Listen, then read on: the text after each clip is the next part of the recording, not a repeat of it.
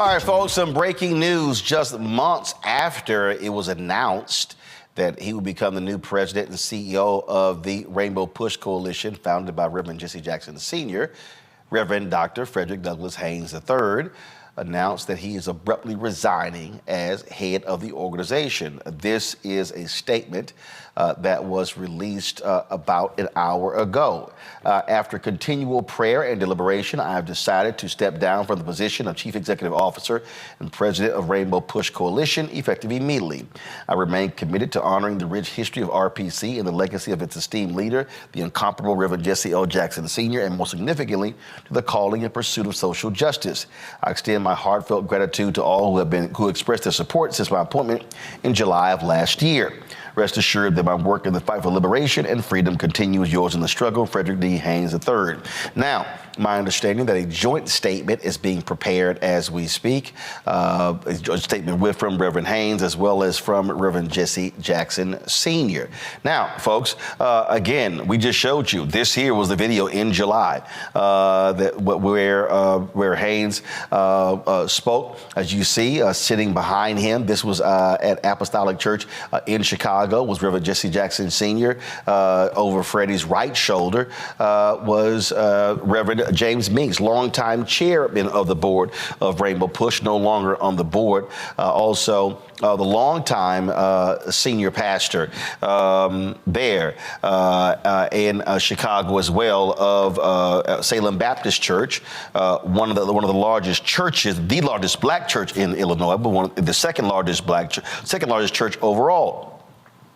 He's no longer on the board, but again, that was that. Then, of course, we were in Dallas just a couple of months ago when Freddie actually raised his hand and was installed as the new president.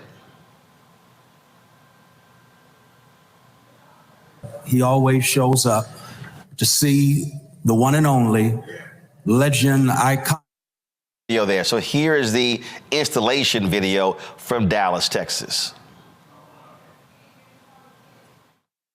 Founded by Reverend Jesse L. Jackson Sr., Rainbow Push has a rich history of challenging and transforming systems in the pursuit of liberty and justice for all.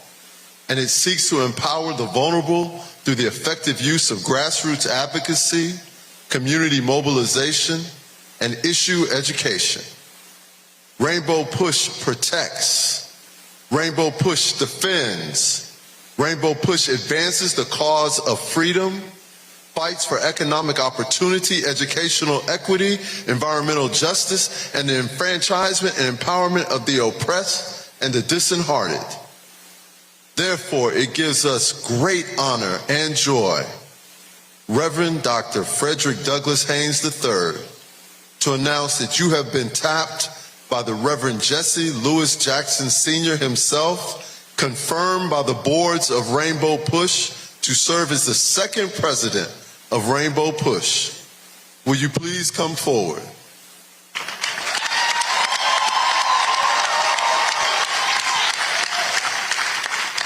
Pastor, do you promise? Now, that was February 1st. Here we are, April 16th, and all of that is now changed. So, what happened? Well, listen, I spent 6 years in Chicago. I know a number of different people. Calls are out. I've already talked to a number of different folks involved. And here's what you have here. And everyone knows this. And this is not breaking news. The reality is Rainbow Push Coalition is all Reverend Jesse Jackson Sr. The idea that Reverend Jackson was going to step aside, not going to happen. And so this is really a fundamental question that Reverend Jackson has to answer, his family has to answer, and the Rainbow Push Board of Directors has to answer, because the reality is he makes the call, not the board. They're going to have to make a decision, and that is, how do you want to truly honor the legacy of Reverend Jesse Jackson Sr.? Do you want to have a shell of an organization that has leadership that bends a knee to Reverend Jackson and the family? Or do you want to carry forth Rainbow Push further to the 21st century? We've seen examples. We use Reverend James Meeks as an example. When he stepped down and retired as a senior pastor of Salem Baptist Church, he had said years before that Reverend Charlie Dates was going to replace him. And when Reverend Dates became the pastor, Reverend Meeks stopped showing up at church. Why? Because you can't have the new leader there and the old leader and people still gravitate to the old leader. What do you think? What do you think about the sermon? What do you think about this? What about this? A new leader has to lead. A new leader has to bring in their system, has to bring in their people. They have to be able to lead. You can't be in a situation where you're constantly asking permission to lead, not when you are the president and CEO. That's really what happened here. Now, you're going to have a lot of people say, well, Freddie Haynes could have done this and the family could have done this. At the end of the day, this is very simple. When the decision was made to make Reverend Frederick Haynes III the president and CEO of Rainbow Push, was he truly given the reins to leave? Either you're given the reins to lead or you're not. Listen, when the NAACP Legal Defense Fund, when Shirley Eiffel stepped down as the leader and Janae Nelson became the leader, it was a smooth as silk transition. That's how it's supposed to be. When my man, Reverend Charles Jenkins, when he left, still a young pastor, as a leader of fellowship in Chicago, he replaced Reverend Clay Evans. When he transitioned to his successor, guess what? Smooth transition. That's how it's supposed to be. You cannot have folk fighting the transition. Whether it's a church, civil rights group, corporation, you can't do it. You've got to allow new leadership to lead. Look at Disney. Bob Iger picks Bob Chapek. Guess what? Iger stays on longer, finally leaves the board, pining for Iger to come back. Chapek doesn't last long. Guess what? He gets fired. Who replaces him? Iger. It's because they were all pining for him. So you got to make a decision whether you're going to actually move forward. Now, why does this matter? Because we as African Americans, we should never be in a position where we're starting over. We shouldn't be starting over. The reality is Reverend Jackson is still here. He is still among us. But we have to be honest. And it's hard to be honest. The fact of the matter is, because of his Parkinson's disease, Reverend Jackson is incapacitated. He simply can't travel like he used to. He can't speak like he used to. He can't lead like he used to. Which means there must be new leadership allowed to lead. I'll give you a perfect example. And again, I was there. Every Saturday, they had their Saturday morning workshop, which dates back to the early 70s. When I was there, save for a few major events, the place wasn't packed. It wasn't 200 people there. So you got this cavernous facility that's being broadcast, and I get how it's done, but guess what? Freddie Haynes or whoever's new leader, they could actually go live on Instagram and have more people watch them live than sitting in the audience. So why hold on to an old model? Here's what I also know. Rainbow Push is a shell of itself financially. They aren't even considered one of the major civil rights groups anymore. I'm just being honest. And so tonight, there needs to be some serious soul searching.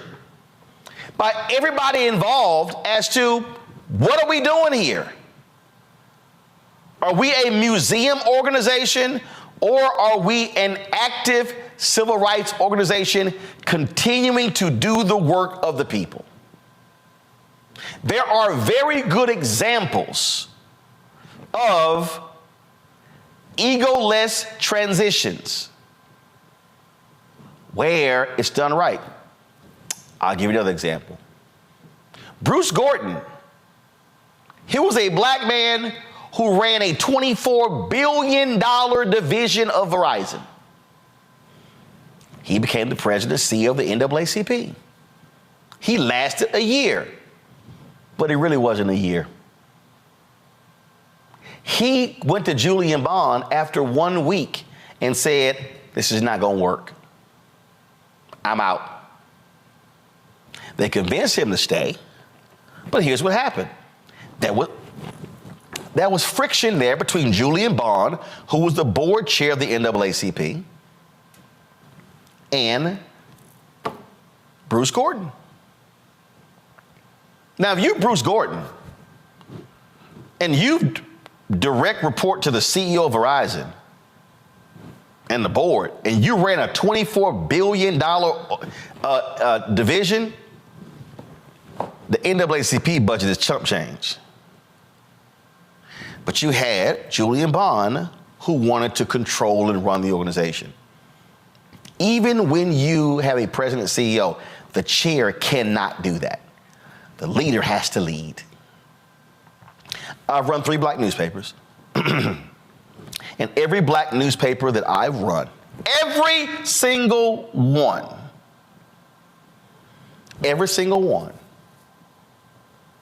do you know what I said when I came in? I must have complete control of the newsroom. I must have complete control of personnel.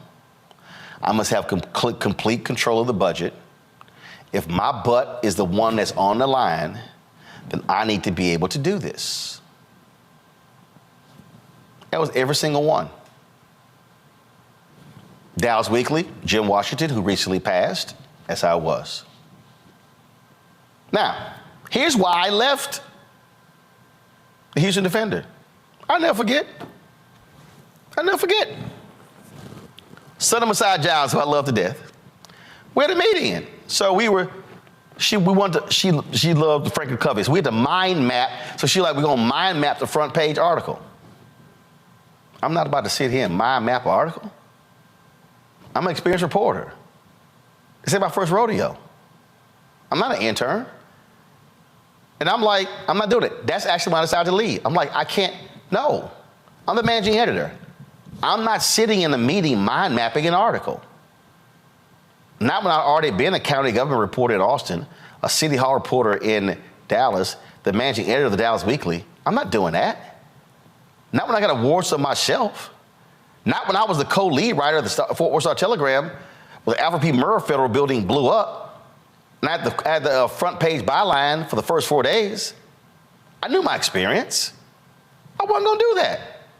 But guess what? She owned the paper. It was hers.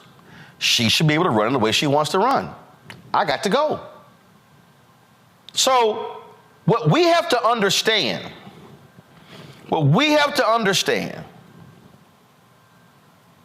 as African Americans, whether it's churches, fraternities, sororities, men's groups, women's groups, any organization, we've got to understand that in order for our organizations to be effective in the future, we can't be mired and stuck in the past. We've got to understand that if we went through a proper vetting process, if there was a vetting process here, and there was complete buy-in from the board leadership on down, then you move forward. But the point is this here. You don't pick a new leader and you handcuff them, put duct tape on them, and put them in a straitjacket. It's not going to work. It's not going to work. So frankly, all that pomp and circumstance, I feel like, hell, I wasted money flying to Chicago for the announcement, covering it, then going to Dallas for the announcement, live streaming that. We're the only black-owned media outlet that did. And here we are. Rainbow Push is the new president and CEO. So here's what I'll say to the Jackson family. Jonathan Jackson is a member of Congress. Okay. Yusef, do you want to be the president and CEO? If so, do it. Jesse Jackson Jr., do you want to be the president and CEO? If so, do it. Santita Jackson, if you want to be the president and CEO, do it. Jacqueline Jackson, the daughter, if you want to be the president and CEO, do it. If this is perceived as a family business, well, damn it, run it. But our time has been wasted, frankly, over the past 10 months. Wasted.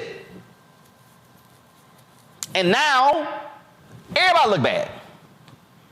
Now look, breakups happen, things are not how they're supposed to go, but this is real basic. Are leaders going to lead, or are they simply for show? And if they're for show, say it. But I can tell you something right now. If I was hired to lead, and you're going to tell me up front that I am the leader, I expect to be able to do what I was supposed to do. But if you're going to get my way, then why the hell did you bring me in here in the first place? Look at my panel here. Randy, I want to start with you. I used examples such as the NAACP Legal Defense Fund. Seamless. Going from Sherilyn to Janae. Seamless, not an issue. We've seen other examples. Seamless. This is messy. This is not a good look. It's not a good look. And you hit on something that those who know me well have heard me complain that I love our people, of course, but we do have a difficult time with change. And I don't know if it's because, we were ripped from our, homeland, but we cling to tradition and old things to a point to the detriment of many of our organizations. And I believe we have a difficult time of letting go and a difficult time with change. Of course, all people do, but I think it's particularly tough for us. And it's something that we need to work on because it's important that we progress, that we make progress, and we move forward. So I understand that some people probably were giving, people a hard time because new is hard. But we do need new ideas. We do need to move forward in order to attack the challenges that we have right now. I'm sadly not surprised. We do see this happen quite frequently in our organizations, but I hope that we really try as a community to, support our newness, to support our leaders and allow them to lead, while also honoring those who, led the path in the first place. Mustafa, again, many of us, yours included, was excited about this new leadership, breathing life back into Rainbow Push. Again, Rainbow Push, Reverend Jackson had done some incredible work over the years, but the reality is the organization was not what it used to be. And this now makes matters worse. And frankly, if I'm even being considered for the job, why would I want it? If I'm not going to be able to run the organization, if I can't come in and assess staff and assess budget and look at needs, look at focus, I really thought Reverend Haynes could have been great because the base of Rainbow Push for a long time has been Chicago. That's been the base. That's where Reverend Jackson is. Where Reverend Haynes is based in Dallas. Well, you look at where African Americans are, significant growth in the South. I thought that with him being in Dallas, he could actually establish a second beachhead, if you will, for Rainbow Push and really begin to push them and advocate in some areas of interest. But none of that actually came to pass. Yeah, I mean, I was excited too for Reverend Haynes. I know that he brings a youthful energy that is so critically needed. And at the same time, we also understand that our organizations are needed now more than ever with all the challenges that we have in front of us. We need a strong Rainbow Push coalition. You know, it's interesting. You know, people often talk about succession planning, but oftentimes they're not serious about that. They want certain elements of it, but when it comes to the fullness of turning over responsibility to the next leader, then as we've talked about, you know, people kind of get funny about that. And, you know, they have an opportunity in this moment to actually attract younger people, to get that energy that's going to be necessary for us to fight the battles that we have in front of us. But one, you've got to be able to find the right leader. And right now, if somebody sees what currently has kind of played out in front of us, you know, a lot of the top folks will probably say, you know what, there are some other choices out there. Now, of course, there is the historical aspect of Rainbow Push and people wanting to be tied to that. But, you know, this is a different day. There are numerous opportunities that are out there, and, you know, top folks will have choices. So I wish them well. Of course, I wish, you know, Reverend Haynes well. But we've got to get serious about making our organizations 21st century organizations. And that means that new leadership has to come in. We can honor our elders. We can honor those who actually help to, you know, move the path forth. But at the same time, we're going to have some folks who are bringing some new innovation and ingenuity into. We've got to be able to embrace. Look, the reality is, you take Joe. People make decisions, and people make. Look, there are corporations, there are companies out there, family-run businesses, where children go along their own way. You know, I know. Former Congressman Jesse Jackson Jr. He's been focused on teaching. He's been focusing on writing, and so guess what? Again, that's what he wants to do. Good. You don't have to actually take over something and run something. Good. So you do what your passion is. And so you do what in any other child. So, but what has to happen here, and again, and I love Reverend Jesse Jackson Sr. dearly, but the reality is this here. Reverend has to let go. Reverend has to let go. You have to let someone lead. And again, this is not a question of, okay, and trust me, they're going to be, well, did Freddie do this and he didn't do this? Bottom line is this here. You don't quit this quickly if, again, what is it you were not able to do? And I don't care what it is. I don't care. I don't care. Listen, if you're a politician, here's a perfect example. Here's a perfect example. If you're a politician and you elected to Congress, and I noticed for a fact because this happened with a freshman member of Congress, and black folks had an attitude. Freshman comes in, they didn't keep the staff of the previous congressperson. They don't have to. They got to bring their own team, Joe. That's how it works. Okay, and so we have to understand that's how it works. And again, here's what bothers me the most. This irks me to no end. You have Rainbow Push. Reverend Jackson has done all of these things, has all these relationships, and you've built, follow me here, folks, you built this thing here. And now you have two ways to go. You can either go higher or go down. And so I'm gonna say this here, and again, folk may be mad at me if I say this. But I'm going to use two examples in black-owned media that I think speaks to it. And again, this is there ain't no personal attacks. It's just my perspective in terms of what I saw, or what I also understand because of history. Robert Abbott founded the Chicago Defender. Robert Abbott knew, I'm not going to live forever. So what did he do? He trained his nephew, John Sinstack, to take over the paper and to elevate it. That's exactly what happened. He picked his successor, trained his successor, and then put them in charge to elevate the product. When Sinstack health was failing, he didn't do that. When John Sinstack dies, guess what? The paper is in disarray. Family fighting, who's gonna buy it, what's up? That thing was in the course on and on and on, and it was awful, awful. That's what happened. That's what happened. John H. Johnson ran Ebony Jet with an iron fist. The reality is when John H. Johnson passed, the company was in distress. Why? Because he didn't embrace the internet.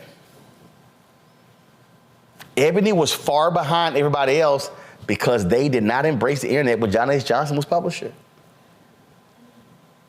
So all those years building it, and then it comes crashing down. Now Ebony is a shell of itself. This is what I routinely say about black organizations, black companies, you name it. How do founders position the business or the organization for success when they're no longer here? That's how I determine your greatness as an organizational leader. Not like how you led it, but how you left it. Joe? Yeah, I mean, if you're running in a relay, and there are several of you, once you pass the baton, by definition, once you've passed the baton, you slow down because you don't have the baton anymore. Theoretically, whenever that person that is to carry on the baton got on board, there should be some unanimity about the goals, right? And that's why they took over. And maybe it's the goal that the person that had the baton wanted it to be. But he might wear different shoes. He might have a different running style. He might be a different height. He might have super long legs. He might have short legs that go like this, but you still get the job done. So at the end of the day, what has to happen, whether organizations, I've seen this happen with law firms. People who, want the firm to die with them. If you want that to happen, that can happen too. Or if you want it to be something even you didn't think it would be. By definition, you have to embrace the future and what's going on around the corner. So the question becomes for Rainbow Push, notwithstanding everything that Jesse Jackson has accomplished, we all understand that that's the part we know. We understand his impact. We understand that Barack Obama has him to thank. We understand the things that Rainbow Coalition has done, Rainbow Push. But the question is, can it stay relevant? And by definition, whatever organization, there's no disrespect to that organization or to Jesse Jackson to say that you've got to be able to turn a corner. We all know that if Brother Haynes has come off this quickly, then there's a problem. I mean, the formal installation was a couple months ago. So, just like the same fights that happen between organizations, young and old, everybody kind of wants to hold on to power and how it's perceived. Sometimes in the black community, when it comes to civil rights, we want to be the contact person. This organization wants to be the person. We want to be the one that people have to pass go to. But Reverend Jackson has to embrace the future. It's interesting that none of his kids are taking it over. Maybe they wanted something different, and that's fine. But when you put somebody in place to let them lead, make them accountable for leading, but let them lead. Let it go, because at some point, that's the best part of this thing, is being able to let something fly and become something that's going to battle, connect with all of the challenges of tomorrow. And Rainbow Push has done too much in the past to not have a future. But you have to put the right people in place. You have a moral center, like a civil rights organization would. Brother Haynes does that. You have some clear goals theoretically. There's no reason that you can't let go, other than to say that you don't want to, and that's too bad. I mean, and look, I mean, and again, y'all,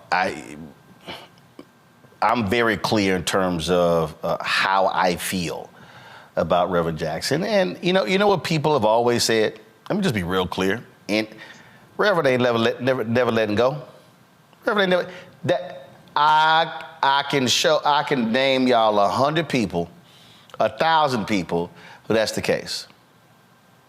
But this is what I will say to Reverend and anybody who's around him.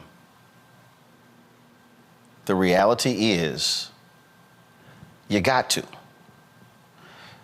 The greatness of the way you truly honor a founder,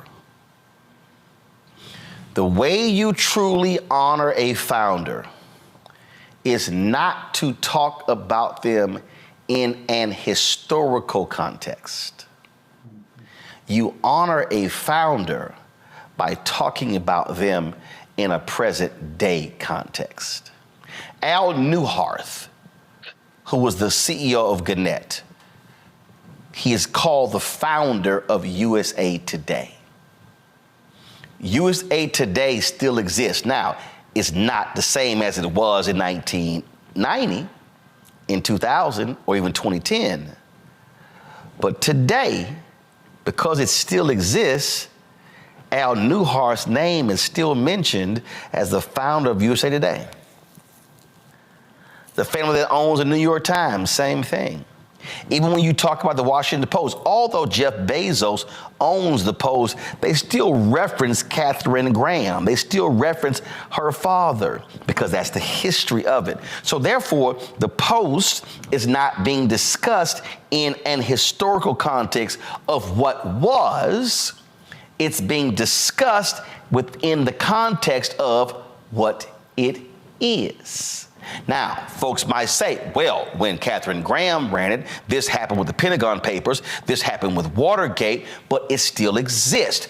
So what I am saying is, the worst thing in the world is for black people to invest time, energy, money, prayers into building something, and then all of a sudden, watch it collapse. No. Powerful institutions outlive founders. Powerful institutions are constantly in pursuit of evolving, changing, and building. And that means that there might have to be a radical departure from how things used to be in order to now operate in a new system or in a new paradigm. And so I'll await this joint decision from Rainbow Push and Freddie.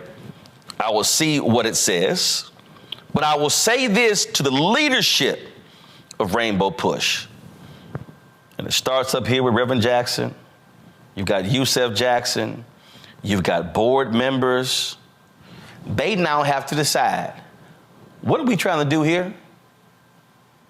What are we actually trying to do here?